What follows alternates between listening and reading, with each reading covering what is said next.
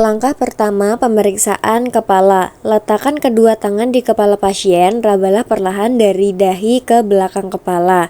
Inspeksi, lihat bentuk ukuran simetri, adanya luka atau benjolan. Palpasi, raba seluruh kepala dengan jari untuk menilai nyeri tekan, benjolan atau deformitas. Bentuk dan ukuran normal, simetris, proporsional dengan tubuh normosefalik. Bentuk ukuran abnormalnya makrosefali atau besar, mikrosefali kecil, asimetris, plagiosefali. Ukuran kepala normal, bayi baru lahir 33-35 cm, 1 tahun 46-48 cm, dewasa wanita 54-56 cm, dewasa pria 56-58 cm. Pemeriksaan rambut. Pisahkan rambut dengan jari untuk memeriksa kulit kepala. Inspeksi, perhatikan distribusi rambut, kepadatan, kondisi kulit kepala. Palpasi, raba permukaan kulit kepala. Kulit kepala dan rambut normalnya tidak ada lesi, luka, atau benjolan. Rambut tersebar merata, tidak rontok berlebihan. Abnormalnya, benjolan atau massa dapat menunjukkan trauma, kista, tumor, hematoma. Kelainan kulit kepala, luka, infeksi, atau impetigo folikulitis, infestasi atau kutu atau dermatis. Rambut rontok tidak normal atau alopecia, distribusi tidak merata, kebotakan berpola, infestasi.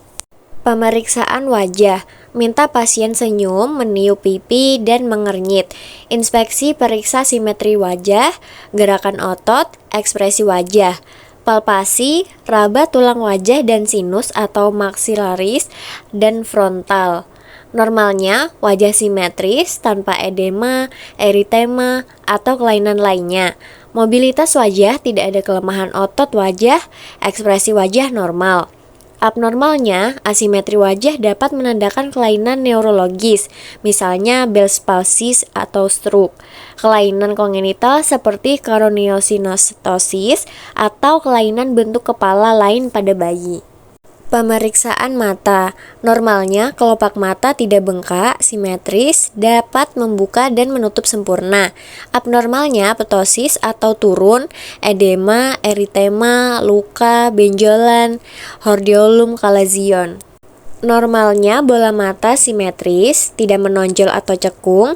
Abnormalnya, proptosis, menonjol, enovaltamus atau cekung, asimetris. Periksalah konjungtiva. Normalnya konjungtiva merah muda, sklera putih. Abnormalnya iritasi, injeksi konjungtiva, sklera ikterik atau kuning, perdarahan. Gunakan senter untuk periksa pupil, minta pasien mengikuti jari ke 6 arah. Normalnya bulat, simetris, reaksi cahaya lebih langsung dan tidak langsung. Gerakan bola mata penuh ke semua arah, tidak nyeri. Abnormalnya pupil anisokoris atau ukuran pupil tidak sama, refleks cahaya tidak ada atau lambat. Gerakan bola mata terbatas, nystagmus, diplopia atau penglihatan ganda. Visus atau tajam penglihatan, kabur, tidak membaca, buta sebagian atau total. Refleks kornea tidak ada refleks, bisa menandakan gangguan nervus 5 atau 7. Pemeriksaan hidung. Minta pasien menutup satu lubang hidung, bernafas dari lubang lainnya.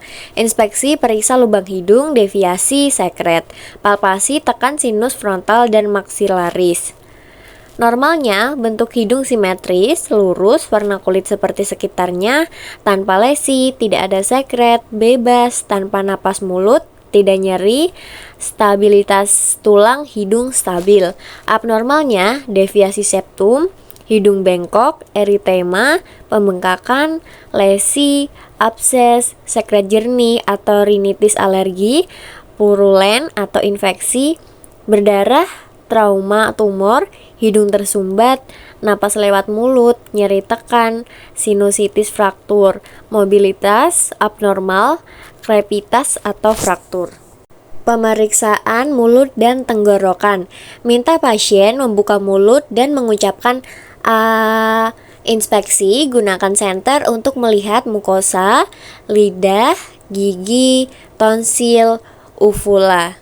Normalnya bibir warna merah muda, lembab, utuh, gigi bersih, tidak ada karies atau perdarahan gusi. Abnormalnya bibir pucat atau anemia, sianosis atau hipoksia, kering atau dehidrasi, permukaan lesi, fisura, ulkus, herpes labialis, gingivitis, karies. Mukosa pucat, leukoplakia, kandidiasis atau plak putih, ulkus. Lidah normalnya merah muda, lembab, permukaan papil normal, langit-langit dan uvula utuh, warna merah muda, uvula tegak di garis tengah, ukuran tonsil tidak membesar, warna merah muda. Abnormalnya lidah kering, lidah putih atau kandidiasis, tremor, deviasi lidah, paresis, N12, langit-langit visula palatum, lesi, uvula deviasi atau parensin N910, edema, ulkus, pembesaran atau tonsilitis, eksudat putih atau infeksi, abses peritonsil, warna merah terang, eksudatif, ulceratif. Pemeriksaan leher. Normalnya bentuk leher simetris, bergerak bebas, tidak ada pembesaran kelenjar tiroid atau limfadenopati. Vena jugularis tidak distensi, arteri karotis berdenyut normal tanpa bruit.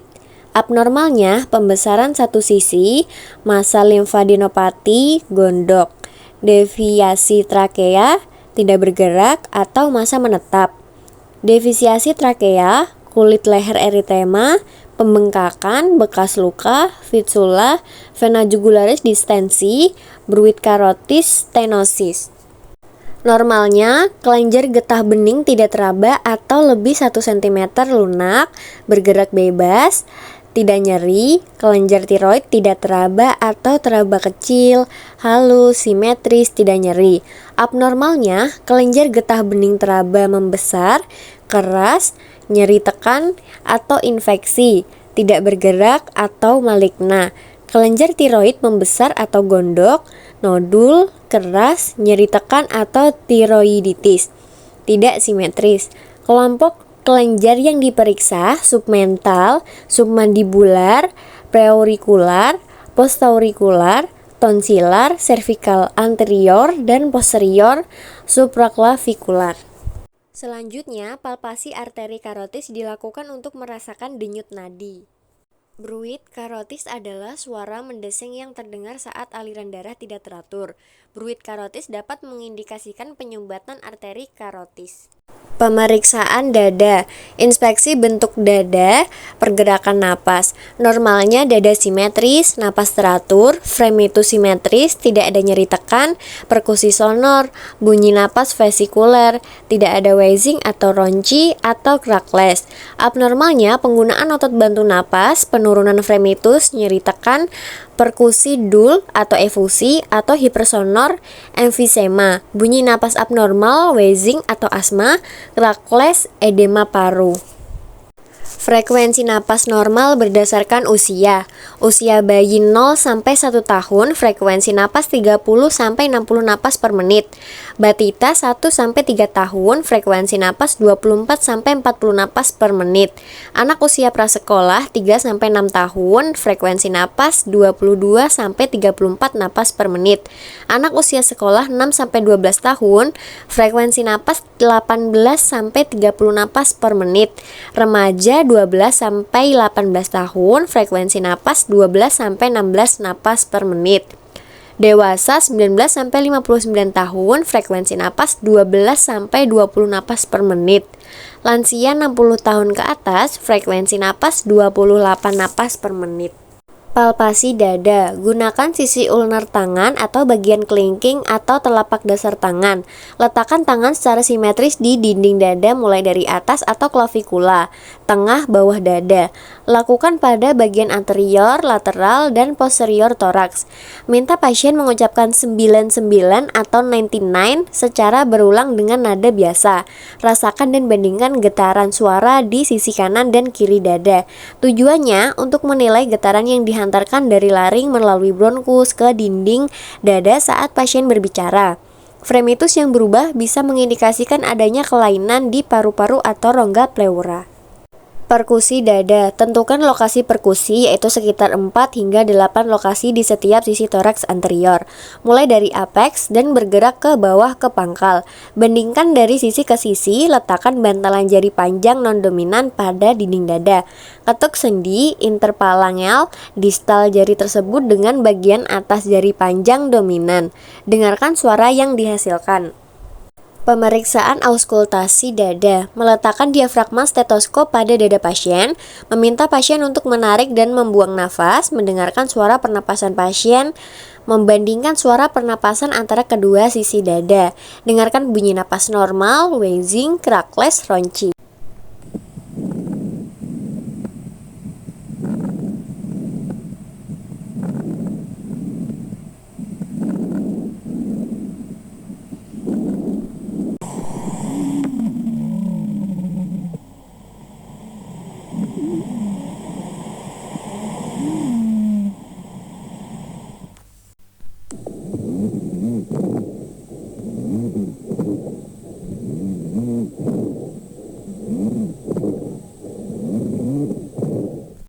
Crackless atau rocky basa merupakan bunyi abnormal yang disebabkan karena adanya cairan, biasanya terjadi pada penyakit bronkitis, pneumonia, CHF, atau atelektasis kolaps lengkap atau parsial.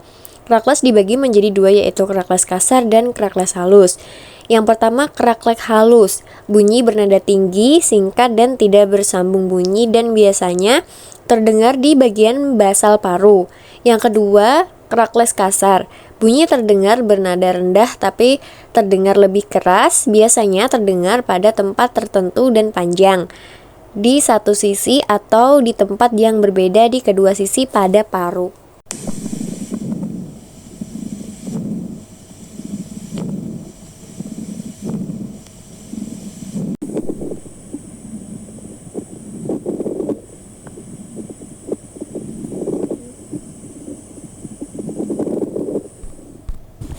Pemeriksaan jantung. Posisi pasien supinasi, kepala tempat tidur 30-45 derajat. Cahaya cukup penting untuk observasi jelas. Ictus cordis normal di ICS 5 linea midclavicular kiri. Bergeser pembesaran jantung. Denyut abnormal, epigastrik, parasternal, hipertrofi ventricle, distensi vena jugularis, gagal jantung kanan. Bentuk dada pectus excavatum atau carinatum barrel chest. Tanda klinis lain, cyanosis, clubbing, edema. Selanjutnya, lakukan palpasi dengan meletakkan ibu jari tangan kanan pada garis mitralis. Dengan keempat ujung jari tangan kanan diletakkan pada ICS 4-5 garis midclavicular kiri untuk merasakan pulsasi ictus cordis. Telapak tangan digunakan untuk merasakan tidaknya trill. Pemeriksaan auskultasi jantung. Minta pasien bernafas di setiap titik auskultasi, mulai dari satu sisi lalu bandingkan dengan sisi lainnya, kanan ke kiri. Ikuti pola auskultasi untuk memastikan semua area paru terdengar jelas. Bunyi jantung normal S1, S2 normal, abnormalnya murmur rups. Normal bunyi jantung S1 dan S2. S1 adalah bunyi pertama yang terdengar saat katup atrioventrikular menutup. S1 juga disebut loop. S2 adalah bunyi kedua yang terdengar saat katup aorta dan pulmonal menutup. S2 juga disebut dup. Abnormal murmur rups penyebab murmur jantung. Yang pertama, katup jantung bocor. Yang kedua, katup jantung menyempit. Yang ketiga, lubang di dinding jantung. Yang keempat, penyakit menular tertentu. Pemeriksaan abdomen. Inspeksi dari ujung kaki. Normalnya bentuk simetris, tidak distensi, bising usus normal 5-30 kali per menit. Perkusi timpani dominan, tidak ada rasa nyeri atau massa. Abnormalnya bentuk asimetris, distensi, bising usus hipoaktif, hiperaktif, tak ada, perkusi dullness atau massa hepatomegali, nyeri tekan, organomegali. Pemeriksaan palpasi, meraba perut secara perlahan ini bertujuan untuk menilai ukuran, bentuk, dan tekstur organ-organ internal. Palpasi superfisial atau dangkal. Gunakan ujung jari tangan untuk menekan perlahan secara merata di seluruh kuadran perut. Tujuannya untuk menilai adanya nyeri tekan, tegang otot atau rigiditas, guarding atau perlindungan otot secara refleks karena nyeri. Palpasi dalam dilakukan jika pasien tidak kesakitan saat palpasi dangkal, menggunakan tekanan lebih dalam untuk meraba organ internal seperti hati, limpa, ginjal, dan massa lainnya. Pemeriksaan spesifik hati, palpasi dari bawah kosta kanan saat pasien bernafas dalam, limpa, palpasi dari bawah kosta kiri, ginjal dengan teknik ballottement atau menekan dari belakang dan depan, rebound tenderness atau nyeri lepas untuk mendeteksi tanda peritonitis. Pemeriksaan perkusi abdomen, mengetuk jari, tangan, atau instrumen kecil ke tubuh. Perkusi dilakukan untuk menentukan distribusi gas intraabdomen, massa, serta ukuran organ intraabdomen terutama hepar dan lien. Perkusi dilakukan pada keempat kuadran abdomen dengan melihat area yang timpani maupun pekak. Pemeriksaan auskultasi abdomen. Stetoskop digunakan untuk mendengarkan suara di dalam perut. Suara seperti bunyi usus atau aliran darah dapat memberikan informasi tambahan tentang kondisi organ-organ dalam. Pemeriksaan genitourinaria wanita. Pemeriksaan eksternal vulva. Langkah pemeriksaannya, yang pertama cuci tangan pakai sarung tangan, pisahkan labia majora dan labia minora dengan ibu jari dan jari telunjuk. Periksa labia untuk simetri, ulkus, lesi, atau eritema. Perhatikan klitoris untuk ukuran atau adanya adesi. Periksa meatus uretra di bawah klitoris, apakah ada kemerahan, luka, atau sekret. Amati introitus vagina untuk sekret, massa, atau prolaps. Pemeriksaan dalam dengan spekulum. Langkah pemeriksaan, hangatkan spekulum bila logam, oleskan pelumas di ujung spekulum, dengan satu tangan membuka labia, tangan lain memegang spekulum. Masukkan spekulum secara miring, lalu sejajarkan dan buka daun spekulum perlahan. Inspeksi dinding vagina dan serviks, warna, sekret serviks, adanya luka, polip atau eversi serviks. Tutup spekulum dan tarik perlahan keluar. Pemeriksaan palpasi bimanual. Alat yang diperlukan, sarung tangan dan pelumas. Langkah pemeriksaan, masukkan 2 jari tangan dominan ke dalam vagina dengan pelumas. Letakkan tangan non dominan di atas abdomen bagian bawah. Tekan abdomen secara perlahan untuk menentukan uterus. Rasakan ukuran, bentuk, posisi, dan nyeri tekan. Geser jari ke dalam lateral untuk menilai adnexa atau ovarium dan tuba. Catat ada tidaknya massa, nyeri, atau pembesaran. Pemeriksaan genitourinaria pria. Pemeriksaan penis. Alat yang diperlukan, sarung tangan, kapas aplikator jika ada sekret, pencahayaan baik. Langkah pemeriksaan yang pertama, periksa kulit penis untuk adanya lesi, ulkus atau fimosis. Tarik kulup jika ada untuk melihat glans penis dan meatus uretra. Tekan lembut dari dasar ke ujung uretra untuk memeriksa sekret. Jika ada sekret, ambil dengan kapas aplikator untuk analisis laboratorium. Pemeriksaan skrotum dan testis. Langkah pemeriksaan, inspeksi skrotum, apakah simetris, ada pembengkakan, kemerahan, atau ulkus. Palpasi masing-masing testis, gunakan ibu jari dan 2 jari lainnya, rasakan ukuran, konsistensi, permukaan, dan nyeri. Palpasi epididymis, struktur lunak di belakang testis. Palpasi vas deferens, struktur seperti kabel di atas testis. Jika ada pembengkakan, lakukan transiluminasi. Ruangan digelapkan, tempelkan senter di bawah skrotum. Jika cahaya tembus, hidrokel jika tidak, kemungkinan hernia atau tumor. Pemeriksaan ekstremitas atas. Inspeksi simetris, apakah kedua sisi sama atau ada perbedaan ukuran. Warna kulit, apakah ada kemerahan atau inflamasi, sianosis atau kebiruan, atau perubahan pigmentasi. Bengkak bisa menandakan cedera, infeksi, atau artritis. Deformitas, periksa kelainan bentuk seperti dislokasi, fraktur, atau kontraktur. Pemeriksaan palpasi temperatur kulit. Gunakan punggung tangan untuk membandingkan suhu kulit antara ekstremitas kanan dan kiri. Periksa area tertentu yang mengalami kemerahan, bengkak, atau luka. Jika terdapat perbedaan suhu yang signifikan, lakukan pemeriksaan lebih lanjut untuk gangguan vaskular atau inflamasi. Pemeriksaan range of motion dilakukan secara aktif dan pasif untuk menilai kemampuan bergerak sendi dan otot. Bahu, fleksi, angkat lengan ke depan hingga 180 derajat, ekstensi lengan ke belakang, abduksi lengan ke samping menjauhi tubuh, aduksi lengan menyilang ke depan tubuh, rotasi internal atau eksternal tangan memutar ke dalam dan luar. Siku, fleksi, tekuk lengan, ekstensi, luruskan lengan bawah, pronasi, supinasi, pronasi telapak menghadap ke bawah, supinasi telapak menghadap ke atas, pergelangan tangan, fleksi atau ekstensi, deviasi radial atau ulnar, gerakan menyamping ke arah ibu jari atau kelingking, jari-jari, fleksi atau ekstensi, abduksi atau aduksi jari, oposisi ibu jari. Pemeriksaan kekuatan otot menggunakan skala 0,5. 0 tidak ada kontraksi, 1 kontraksi terlihat tanpa gerakan, 2 gerakan tanpa melawan gravitasi, 3 gerak melawan gravitasi, 4 gerak dengan resistensi ringan, 5 kekuatan normal.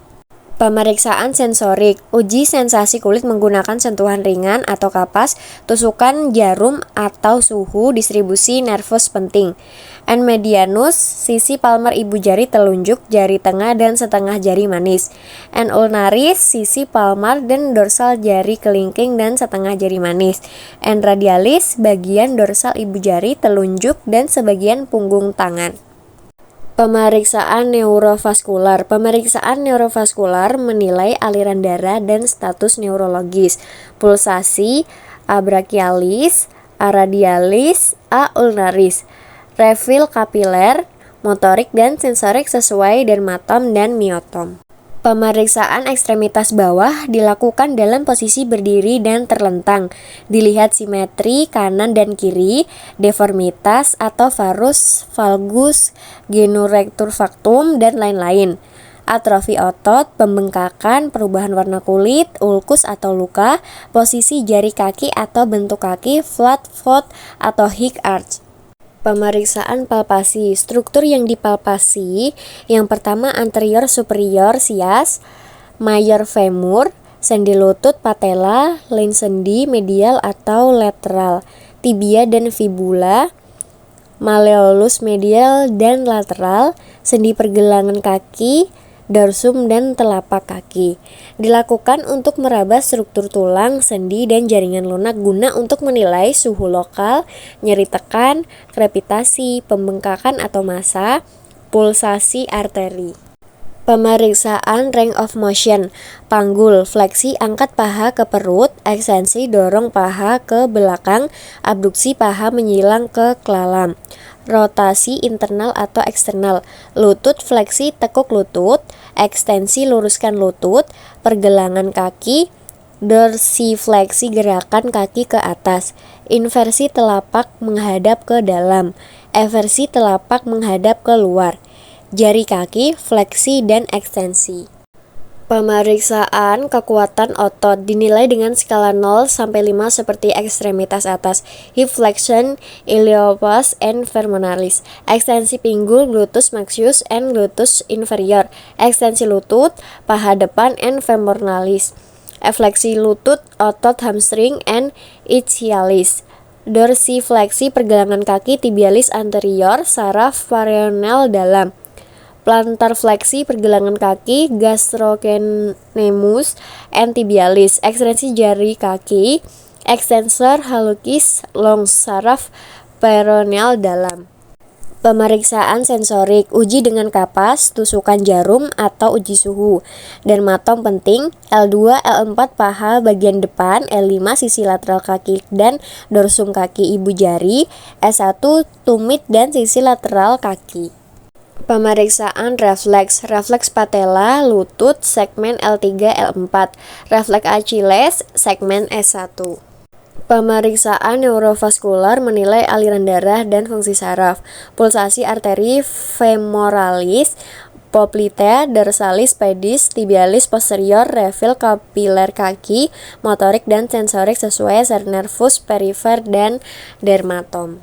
Pemeriksaan secara spesifik, tes Trendelenburg untuk menilai kelemahan otot gluteus medius, Lachman tes anterior drawer, May-Murray tes, dan lain-lain untuk lutut. Tes Thompson menilai ruptur tendon Achilles. Tes Thompson menilai ruptur tendon Achilles. Pemeriksaan kesadaran Glasgow Coma Scale. Mata E, 4 spontan, 3 terhadap suara, 2 terhadap nyeri, 1 tidak membuka. Verbal V, 5 orientasi baik, 4 bingung, 3 kata tidak tepat, 2 tidak dimengerti, 1 tidak ada suara. Motorik M, 6 ikuti perintah, 5 lokalisasi nyeri, 4 tarikan menjauh, 3 fleksi abnormal, 2 ekstensi abnormal, 1 tidak ada respon. Total skor 3-15. Glasgow Coma Scale lebih 13 ringan, 9-12 sedang, kurang 8, Glasgow Coma Scale lebih 13 ringan, 9-12 sedang, kurang 8, Fungsi motorik normal, gerakan halus dan tepat tanpa kesalahan. Abnormalnya disdiakokinesis, gerakan tidak terkoordinasi atau tremor, dismetri jari melewati atau tidak tepat menyentuh target, bisa mengindikasikan lesi cerebellum.